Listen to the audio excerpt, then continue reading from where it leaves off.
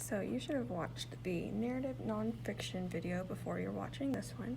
The next page in your reading notebook, you're going to need to make this anchor chart. So if we go back to this page, let's look at this. It says tells events in order. One of our focus skills this week is going to be sequencing. When you're sequencing, you're putting things in order. And right here, we're mainly talking about the events in a story. The order of events in a story. So we're going to look for words like first, next, then, finally.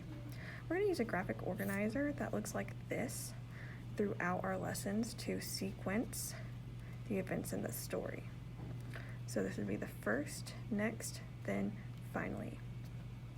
I should have allowed more space in between these so the arrow wasn't poking into the boxes, but you guys can do that in your notebooks.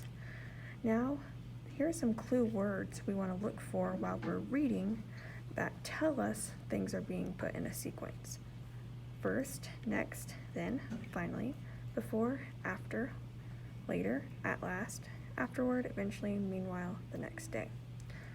So go ahead and, as I've been talking, make sure you've been making this chart into your blue notebook, your reading notebook, because again, sequencing is one of our focus skills this week.